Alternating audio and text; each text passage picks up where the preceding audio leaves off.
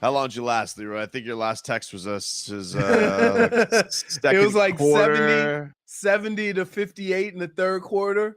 All right, that's pretty good. And I was like, boys, I'm out. I regrettably made it through the entire game because it was one of those things where I was like, man, maybe we should have just gone to sleep. Maybe. Well, the What's first two legs hit. I'm like, oh, and I get super wired. And after the Panthers had that final goal, it was like the 5-point game in the third quarter. Like, oh, I got a chance to win this. And then I was working on draft notes anyways, but then I ended up, They had 2 quarters in the teens. It was bad. It was bad. And it was one of those things too. Like, I always wish, like, don't give me the best quarter in the first quarter. I feel too froggy. It was going so great. The ball was popping. Stupid Devin Booker was getting put in jail by Bam, and then Saric. But see that's one of the problems is Bam can put somebody like Booker in jail. But then what about Ayton? Yeah, I don't feel like Ayton didn't put Bam in jail. No, I'm not saying that. I'm saying that if Bam is playing the wing, then they're left with 6'4" guys on Ayton. Right. Yeah. Where was the dead man? I don't know. I don't know what the dead man is. I see him. I see him there. I feel like they signed him as a project. Boy, and I tell you what, Precious maybe had his worst game of the season last night. Because Did you see that attempted shot he had in the first half where he just behind the back threw it up like layup line? Yeah. I'm like, woof. Yeah. Woof. I mean, when I saw that shot, I looked at the shot clock because I'm like, maybe the shot clock was running out. Nope. Plenty of time. Yeah. It is so it sucked. It sucked. And even if you would go and you just if you put your hand over, the bench box where you're like, oh, you had Devin Booker was held in check. Chris Paul's on check. All right. Ayton had a 19 and 13, not a killer. But then you just go look at the difference between the bench. I mean, nobody on the Heat's bench showed up. Suns bench was amazing. It just completely flipped the game on its head, and the Heat were working upstream basically the entire way afterwards. Especially when one of them looks like a child. He does. He is a baby-faced assassin. No facial hair. Just like, I mean, it wouldn't have been shocking if they brought all the other players Gatorade and brought him a juice box.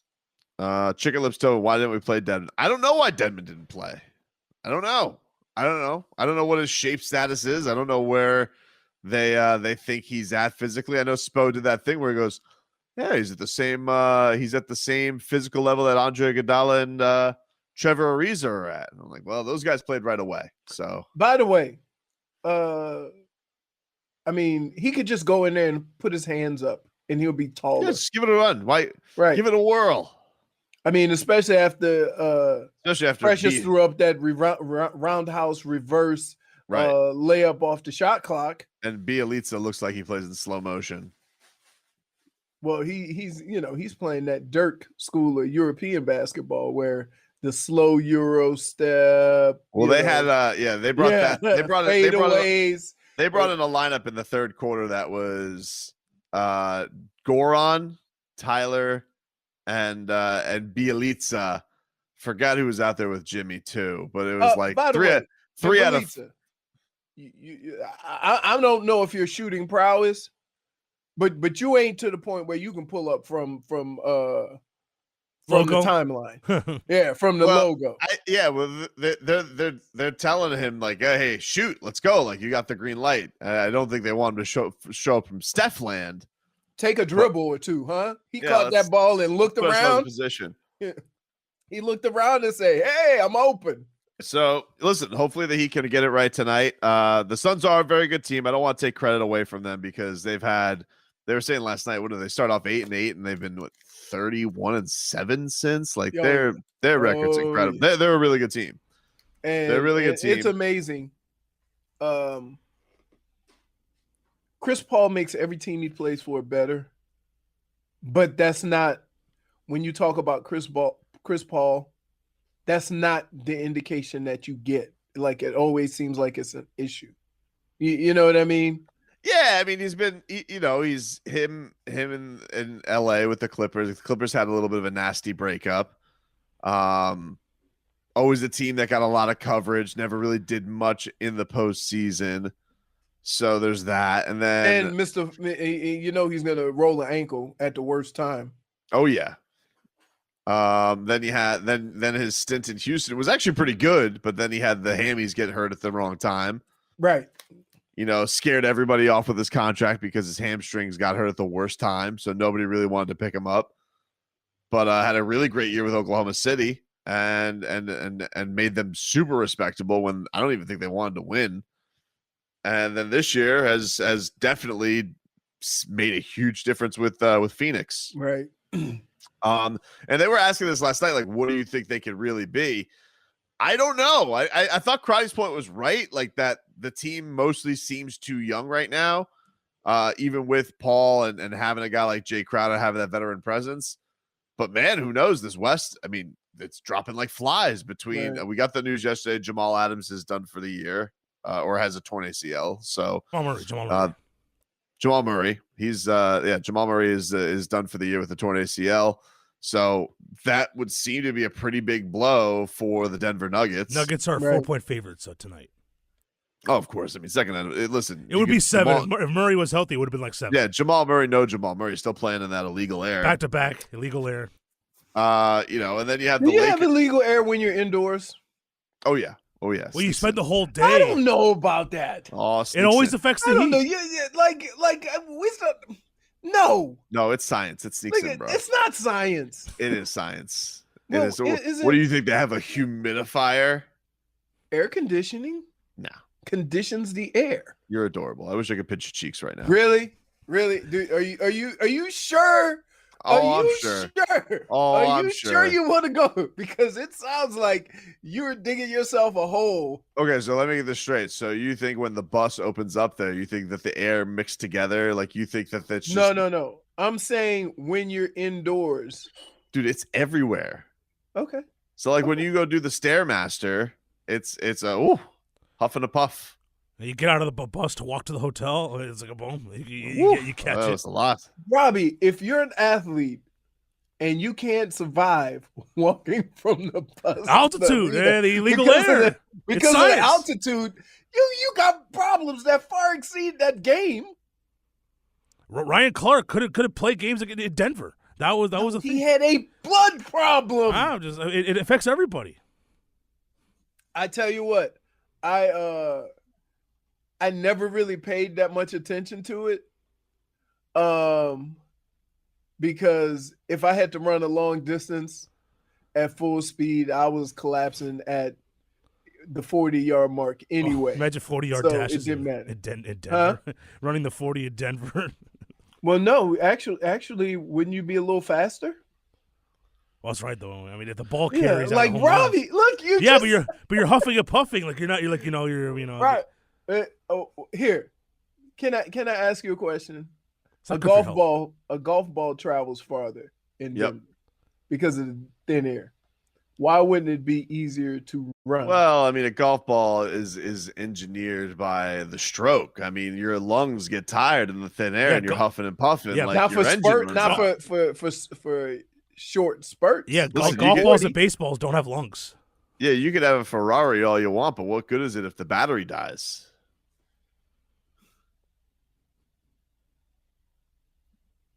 You wonder why. I just got one word for the both of you, idiots. Like that conversation right there made nobody any smarter. I thought you were gonna go. I got one word for you, -1. No, it makes no look. If you haven't figured out, there's been plenty of times where I've boxed you guys in, where I've -1'd you, where I've done all that, right? And I know I'm dealing with you too. So I think you're the silly one. I think you sound silly. You're like, oh, the air doesn't matter in Denver indoors. I think you sound ridiculous. See the Twitch from Game Boy 305? The Corona ones do take long because they're winded. Yeah. Ooh. Speaking of Corona, dog, I tell you what, dude. So yesterday I went and I got my first shot. I got my first vaccine shot yesterday. Oh, yesterday? Congratulations! Yeah. And you know what sucks? You had an appointment, but you had to wait a long time, huh? No, I didn't. Not at all. Really? Actually, I actually went early. I went early, and they're just like, yeah, sure, go ahead. It was super simple.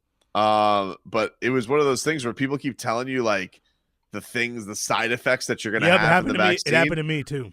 So I was like watching the Heat game. I'm like, I think I'm getting tired. Is that from the vaccine? It's because it's the middle of the night. Like, is it from? Am I feeling the effects? Right. Like when somebody tells you you're supposed to feel a certain way, then everything that happens, forget that you're watching a basketball game in the middle of the night. Yeah. Forget the fact that I'm watching stuff on the West Coast. I haven't napped. I'm just like, I think the Pfizer's taking over. This is what Garrett Cooper was feeling. What? I remember this. Hey, I thought about Koopa Loop last night.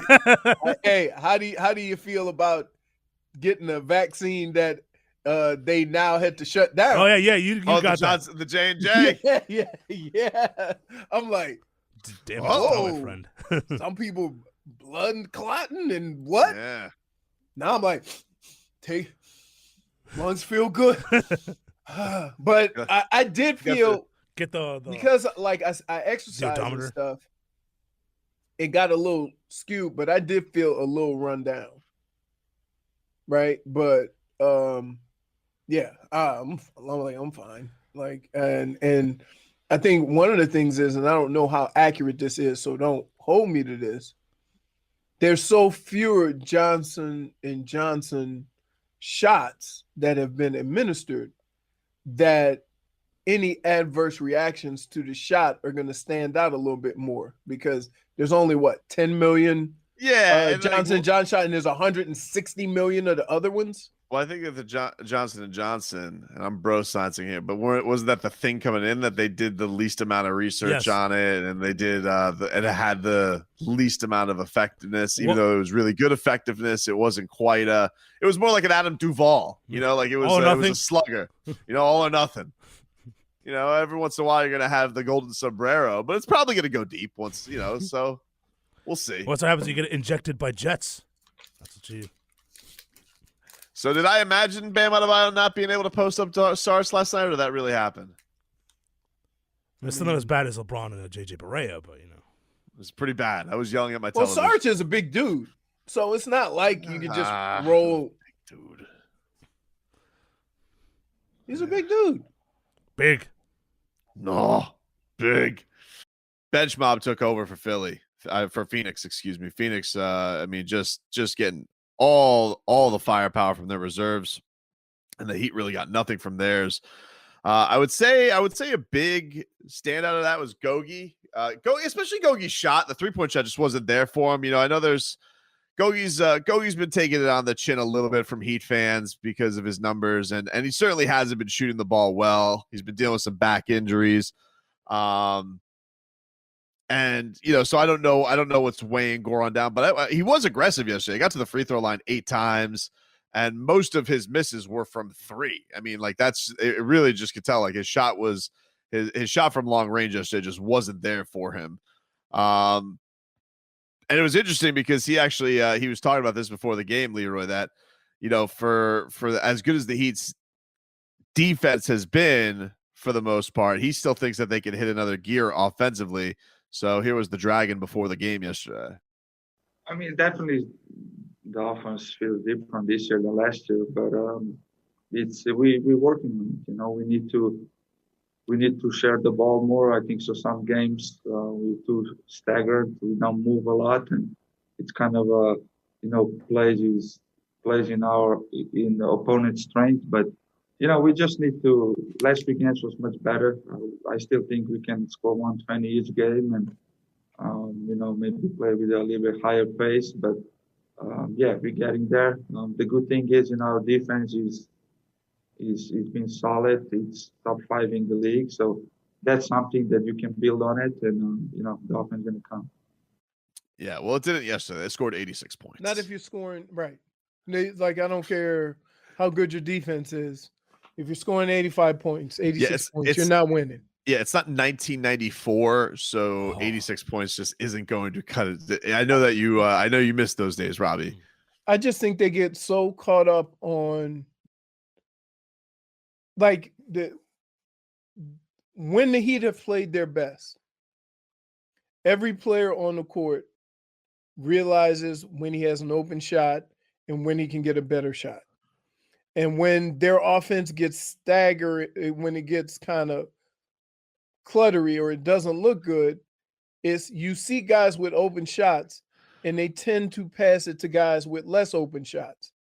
And or just try and get too cute. Like it's like they have a good shot and they always think they got to go to a better shot, even if it's to a worse player or a guy like Jimmy did this yesterday and Bam did this yesterday, where they're just sometimes just want them to go down to the post, just go, dude, just go, go, you two, go score.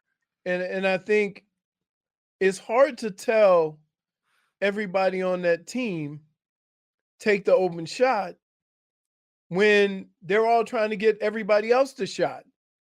Like the object is who is going to get the best possible shot in those 24 seconds, however many seconds you have.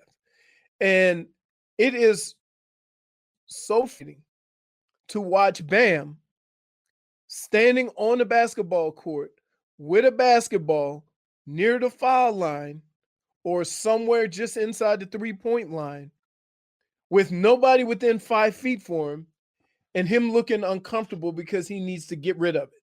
Yeah, there's just not games where Trevor Ariza should be taking more shots than Bam, unless Trevor Ariza is having a game where he's shooting at like insane from three. And it just shouldn't. It just shouldn't happen. It just shouldn't happen. Which he won't. Right? So, I like what Dunks has done. Expanded his game. Dunks has been on fire. You know, he's expanded his game with his scoring, and it's allowed him to do what he does best. But I expect Precious to do dribble handoff. I expect Belisa to do dribble handoff because then he can pop out or he can roll to the rim. I just want Precious to have hands on. Keep the hands on the basketball, for God's sakes. Right. It was a rough night from offense because Jimmy Butler, I would say Jimmy Butler has talked about the offense 0.0 times after games this year. And now even Jimmy acknowledged that they have to do things better on that side of the basketball. I mean, our offense needs to get drastically better. I think we did a good job on the defensive end. Had a couple of miscues, but nothing too crazy. But I would think our offense, our spacing, moving the ball a little bit more, all of that's going to help us score a lot more points than 86. Anything will help you score more points than 86. If Bam would have taken 30 shots from where he dribbled handoff, they would have had over 100 points. Yeah. Just think of how simple that is, though. Like, somebody needs to say something to him. You don't think it's been done. Like, honestly, I'm happy that yesterday it wasn't a case where he said something like, I have to be more aggressive, because we have heard that song and dance from him before. Right. We've heard, like, he has acknowledged the games where he has to be more aggressive. I think he knows. Look, but there also is an element to this that with this year comes a lot more responsibility because he got the max contract, but he is also 23 and he is also in year 2 of this of hey, you're the future guy. Like this that stuff is still, I think that there is still some of that element of he needs to kind of know when to just say F it and you can go a little bit. I think there's still too much of, hey, I got to get everybody else involved. I got to be team guy and stuff like that. I don't know if he has that in him yet, where it's just like, F this, I got to take over. To me, we make this about money. This has nothing to do with money. This has to do with his ability on the court. He got the money because of his ability. Yeah, but it's a salary cap sport, and when you're the max guy, like that's what comes with it. It's not a question of production. Like it's a question of status on a team. Like you don't know who the stars are in this league. Like that's on any team. But I get that. But me wanting him to do more has nothing to do with how much money he makes for me. It has to do with what I've seen from his abilities and what I've seen that he's capable of doing. Understood, but it is professional sports, and that just like people are going to equate with what you get in and what you make. The expectations rise, like that just happens. Sure. All right, I got you. What's the cutoff? 15 million? I don't know. NBA's got some funny money, man. Right. So. That's what I'm saying, because you got some guys making 10, 15 million that come off the bench and they don't get boo. You know, they could still go to the starters. Yeah. I just think his talent level, the Heat aren't benefiting from it the way they should. That's how I'll put that. That I believe that the talent that he possessed could put this team in a different place offensively. And for some reason, he's either reluctant, hasn't understood that he can do it yet. But think about, but this is an interesting thing with Bam, and it's and a lot of this I think has led to good stuff for the player that he is, because he plays his ass off, he defends like a monster, he does get his teammates involved. I think that's what a lot of people do like about him. That element of effort, I'm the star, I'm the guy to take up, like that hasn't been him since high school, because at Kentucky he was on a star-studded team. He did all the little stuff. He comes into the league. He's the backup to Hassan Whiteside, who at that time was the max guy.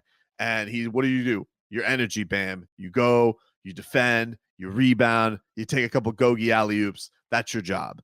And then all of a sudden you're kind of dropped into this team that goes to the finals last year with Jimmy Butler, and you have this unbelievable year where you blossom in front of everybody. So it just hasn't. I just don't know how much he has that. How used to. Jimmy had a lot of this too. Like Jimmy was a role guy in Chicago, and it took until like year 4 before he was really like the guy on the Bulls, and then the guy on the Timberwolves and the Sixers. So I just think that stuff still. You do still forget about how young he is, and also how new that all the expectations of being the star is. I'm not buying. Like I get it. I get what you're saying, but we're past that. We're past that. He doesn't talk like that. They don't. One of the biggest things about basketball is being able to get a feel for the moment, to understand. Jimmy does a tremendous job at that. He understands, okay, all right, the 3 ball is cute, but that ain't working. That ain't gonna help us win tonight. But no matter what the circumstances are, no matter what the time is, no matter what the score is, if he gets that ball on the top of the key, you're gonna turn around and hand it off to somebody. Yeah, but not always though, man. Like this is a guy who's the best player in the Eastern Conference Finals. Like let's not act like he's never done it. Which is even more reason why I should be able to demand that he do it more. Here's some Bam yesterday asked about the aggression thing. Is there a stat that you look at to gauge whether you were aggressive enough or not, other than shot attempts? Yeah, was it a win or a loss? Okay. Again, but don't you have to notice? Don't you have to figure that out during the course of the game? Hey, we getting our ass kicked. I need to do something a little bit different, instead of after every game saying I need to be more aggressive. Now is not the time to determine that. Damage is done. Game over.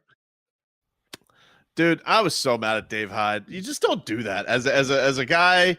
And I know he's going to be one of these guys because he's a journalist where he's like, "Oh, really? You think my tweet's a jinx?" It's just poor taste. Severino did this the other day too. I can't remember exactly the topic. I think it was about the Marlins bullpen, where he's like, "Well, people talk about the broadcasters jinx. What about the broadcasters reverse jinx?" I'm like, bro, just leave some stuff alone. Don't mess with the sports gods. And so when Dave Hyde comes out and tweets something like Marlins up 14-6, Panthers up 2-1, Heat up 18-11, who bet the winning trifecta? First of all, maybe you think you're being cute. You're not being cute. And second of all, what the hell is that? What the hell is it? Because the Panthers almost blew it. Okay, the Heat did blow it, and even the Marlins with a 14-6 lead made it a little too close for comfort. With their terrible tattered bullpen doing the back end to just try and get through it. Don't tweet stuff like that. It's just dumb.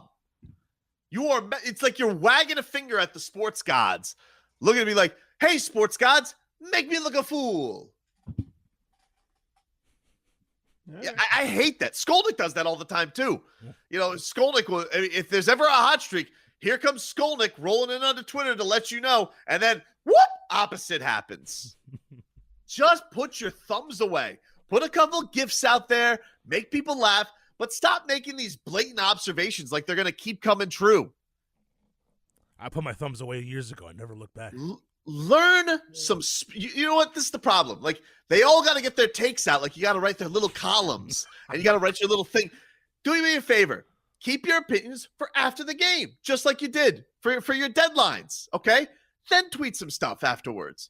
But to just throw up an alley-oop to the sports gods just to think, oh, this is going to get a lot of retweets. First of all, how many retweets did he get from that? 2? Tell you what he did get, 100% jinx. For 2 retweets. Oh, my goodness. Ridiculous. Robbie, who's Candace Cameron? She wasn't she in Full House? Yes.